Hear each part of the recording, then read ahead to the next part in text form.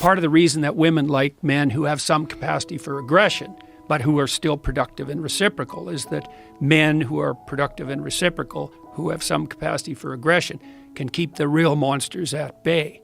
So it's hard on women, because they have to navigate that really thin line between productive generosity and the capacity for aggression.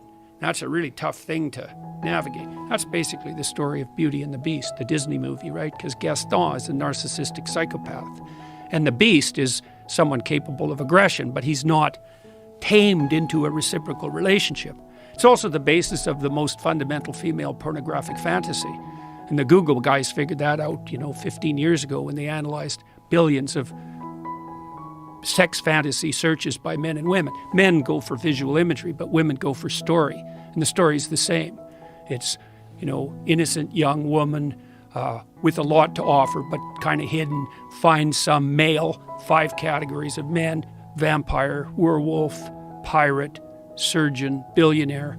And he's, kind of an aggressive guy, but he's capable of being tamed into an intimate relationship. That's the standard female pornographic fantasy. And it's pretty much the standard fantasy of romance. And so you can see, what women are trying to do in that situation is they're trying to find some guy that's got the capacity for mayhem, but that's under control, but who can integrate that into a productive, generous, reciprocal relationship. And so, well... It's fascinating because the capacity for violence and the capacity for aggression is one of the things that's been actively muted in our male population. Yeah, well, there's a bunch of reasons for that, and some of them turn into positive feedback loops, like there's sort of self-fulfilling prophecies. So there's a lot of women out there who've never had a positive relationship with any male in their life, right? And maybe not only not a positive relationship, but really a series of pretty negative relationships. And so women like that are very leery of any expression of male ability of any sort, because they can't distinguish productive competence from arbitrary power.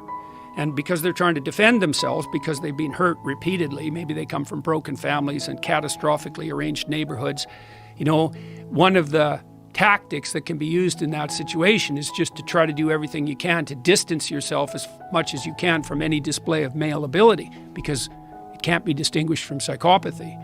It can't be distinguished from the use of power. It takes a sophisticated woman to be able to make that distinction. So the other thing you see too is that young women are much more likely to be seduced by psychopaths than older women, because the psychopaths mimic competence.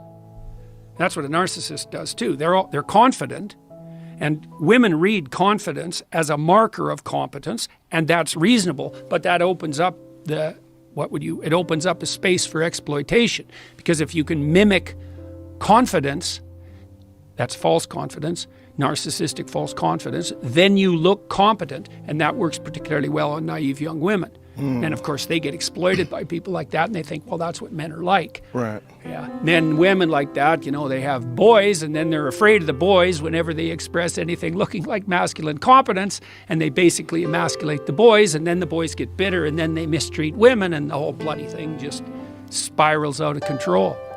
And that's where we are. That's where we are. What a strange place to be.